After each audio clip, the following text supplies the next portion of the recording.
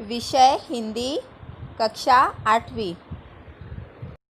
पाठ 7 मेरे रजा साहब, जिसकी लेखिका है सुजाता बजाज। सबसे पहले हम लेखिका के बारे में जानेंगे। लेखिका सुजाता बजाज का जन्म 1958 में जयपुर, राजस्थान में हुआ था। लेखिका सुजाता बजाज एक प्रसिद्ध चित्रकार हैं। वह पेरिस में रहती हैं। उनके जो चित्र होते हैं या उनकी जो मूर्ति कला होती है, उसमें हमारे भारतीय संस्कृति की छाप दिखाई देती है।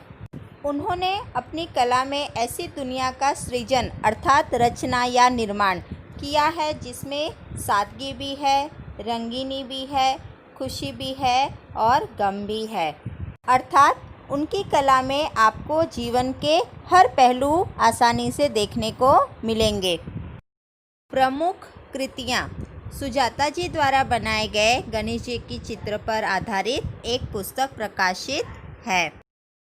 प्रस्तुत पाठ में लेखिका सुजाता बजाज ने प्रसिद्ध चित्रकार सैयद हैदर रजा साहब के बारे में अपने संस्मरण अर्थात यादें लिखे हैं। रजा साहब सभी धर्मों को एक समान मानते थे। वे मुसलमान थे, फिर भी वे गणपति की पूजा करते थे और हर रविवार को चर्च भी जाते थे। मानव मात्र से प्रेम, वे सभी मनुष्यों से प्रेम करते थे। हमेशा वे युवा कलाकारों को उन्हें प्रोत्साहित किया करते थे। अपनी कृतियों को लेकर वह हमेशा जिज्ञासु रहते थे और उनकी कृतियों के प्रति उन्हें बहुत लगाव भी था। 23 जुलाई की सुबह लेखिका सुजाता बजाज को समाचार मिला कि रजा साहब नहीं रहे।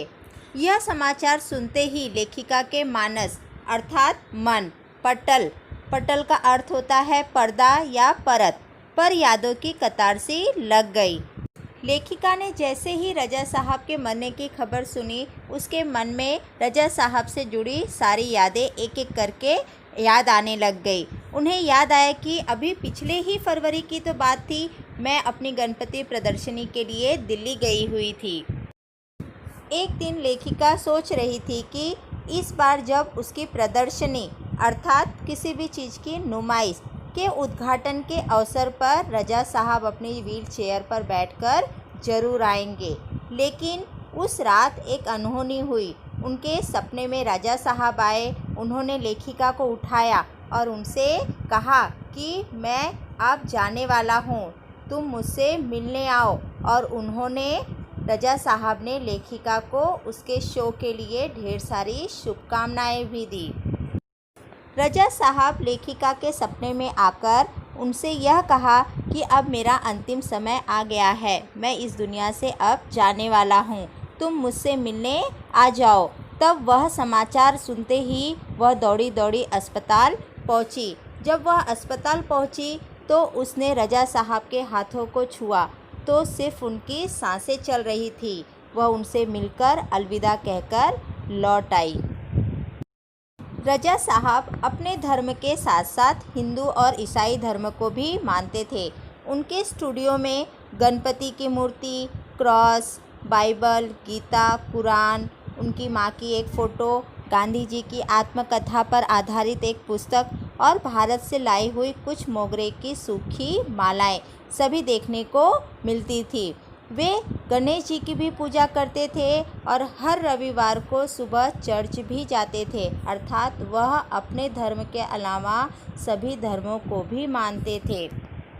एक दिन जहांगीर आर्ट गैलरी में प्रदर्शनी लगी हुई थी। उस प्रदर्शनी में कई लोग आए हुए थे। तभी किसी ने कहा कि अरे यह तो SH रजा साहब है। जैसे ही उनका नाम सुना, लेखिका एकदम सावधान सी खड़ी हो गई, क्योंकि मेहमानों की सूची में चित्रकार SH रजा साहब का भी नाम था। रजा साहब एक सच्चे और प्रसिद्ध कलाकार थे। जब लेखिका ने उन्हें पहली बार देखा तो इतने बड़े कलाकार को देखकर वह सावधान सी खड़ी रह गई। लेखिका रजा साहब के पास जाकर कहती है कि मैं आपसे बातें करना चाहती हूँ। रजा साहब लेखिका को देखते ही रह जाते हैं। फिर वह उसे इंटरव्यू देते हैं और लेखिका से ढेर सारी बातें करते हैं।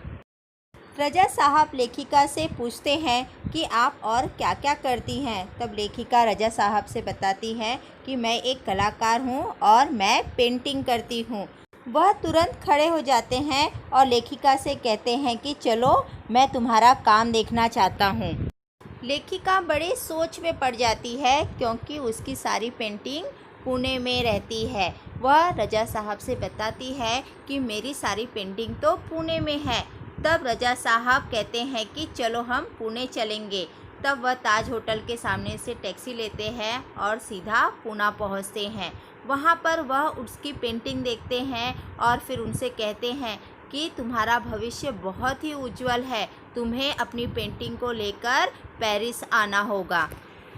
साहब हर छोटी सी छोटी बात को भी महत्व दिया करते थे। वह अपने हर एक काम को बड़ी तन्मयता अर्थात एकाग्रता और लगन के साथ करते थे।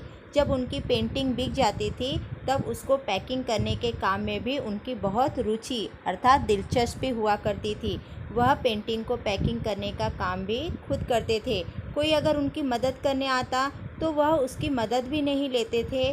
वह कहते थे कि लड़की ससुराल जा रही है, उसे संभाल कर भेजना है। जब लड़की ससुराल जाती है तो लोग उसे सजा संवार कर अच्छी तरह से भेजते हैं। पैकिंग का काम वह बड़े करीने से अर्थात व्यवस्थित ढंग से और धैर्य से अर्थात सब्र से करते थे। वह जब भी किसी को पत्र लिखते या किसी को कोई भी चीज़ लिखते तो उनके लिखे हुए हर एक शब्द और हर एक पंक्ति बहुत ही व्यवस्थित हुआ करते थे। रजा साहब को फूल भी बहुत प्यारे लगते थे। लेखिका ने बताया कि 22 अक्टूबर 1988 को लेखिका को लंदन से पेरिस के गार्दिनो स्टेशन पर जाना था। वह लंदन से पेरिस के गार्दिनो स्टेशन पर जाने के लिए ट्रेन पकड़ी। रजा साहब स्टेशन पर उसका इंतज़ार कर रहे थे। ट्रेन बहुत लेट थी, फिर भी वह लेखिका का इंतज़ार करते रहे। वह स्टेशन पर ही डटे रहे अर्थात खड़े रहे। फिर वह लेखिका को लेकर उसके हॉस्टल के कमरे में छोड़कर फिर अपने घर गए। एक दिन की बात है, लेखिका अचानक बीमार हो गई। वह अपने कमरे में लेटी हुई थी। जैसे ही रजा साहब को यह बात पता चली, वह रात के 11 बजे लेखिका के लिए दवाई लेकर गए। भारतीय रेस्टोरेंट से खाना भी पैक करवा कर लेकर गए। फिर उन्होंने उनके घर वालों को फ़ोन किया और कहा कि मैं यहाँ पर पेरिस में सुजाता की चिंता करने के लिए हूँ, आप लोग उसकी बिल्कुल भी चिंता ना करें। जब भी रजा साहब या लेखिका कोई पेंटिंग बनाते तो पेंटिंग पूरी हो जाने पर वह एक दूसरे को सबसे पहले दिखाते थे। दोनों एक दूसरे के ईमानदार समालोचक थे। समालोचक का अर्थ होता है गुण दोष आदि को बताने वाला। दोनों एक दूसरे की पेंटिंग सबसे पहले देखते थे। दोनों ने साथ में मिलकर मुंबई, लंदन, पेरिस और न्यूयॉर्क में एक साथ कई प्रदर्शनियां की, लेकिन फिर भी उनके बीच में कभी कोई झगड़ा नहीं हुआ। क्यों? क्योंकि वे दोनों एक दूसरे से प्रेम करते थे और वे दोनों में अपनेपन की भावना थी। रजा साहब की हिंदी और उर्दू भाषा बहुत ही अच्छी थी। फिर भी इसके अलावा अंग्रेजी और फ्रेंच भी वह बहुत अच्छी तरह से लिख लेते थे। कविताएं भी उन्हें बहुत पसंद थी। पुराने हिंदी फिल्मी गाने और शेर और गज़ल सुनने का भी उन्हें बहुत शौक़ था। उनके पास एक डायरी थी। रजा साहब अपनी डायरी में हर सुंदर बात को लिख लिया करते थे। लेखिका सुजाता बजाज की एक बेटी है जिसका नाम है हेलेना। हेलेना बहुत ही खूबसूरत हिंदी बोलती थी। इस बात पर रजा साहब को हमेशा उस पर गर्व होता था अर्थात अभिमान होता था। वह हेलेना से हमेशा शुद्ध हिंदी में ही बात किया करते थे। रजा साहब को अच्छा खाने का बहुत शौक़ था, लेकिन दाल, चावल, रोटी और आलू की सब्जी उनका पसंदीदा भोजन था। लेखिका हफ्ते में एक बार उनके लिए भारतीय शाकाहारी अर्थात वेजिटेरियन खाना बनाकर ज़रूर भेजती थी। वह रजा साहब के लिए और उनके फ्रांसीसी दोस्तों के लिए भी भोजन भेजा करती थी। एक दिन लेखिका रजा साहब के कुछ पुराने फ्रांसीसी दोस्तों को उनके मरने की खबर देने के लिए गई। तब वहाँ पर उनके स्टूडियो में रजा साहब की कुछ पुरानी कृतियाँ देखने का मौका अर्थात अवसर भी मिल गया। लेखिका सुजाता बजाज हमेशा रज़ा साहब से कहा करती थी कि आप मेरे एंजल गार्जियन हैं। गार्जियन का अर्थ होता है अभिभावक। तो वो हमेशा मुस्कुरा देते थे। लेकिन सन 2000 के बाद रज़ा साहब लेखिका से हमेशा कहते कि अब हमारी भूमिका बदल गई है, अब तुम मेरी एंजल गार्जियन हो। अर्थात पहले लेखिका के लिए रज़ा साहब उनके एंजल गार्जियन हुआ करते थे, लेकिन अब रज़ा साहब लेखिका को अपना एंजल गार्जियन मानने लगे थे।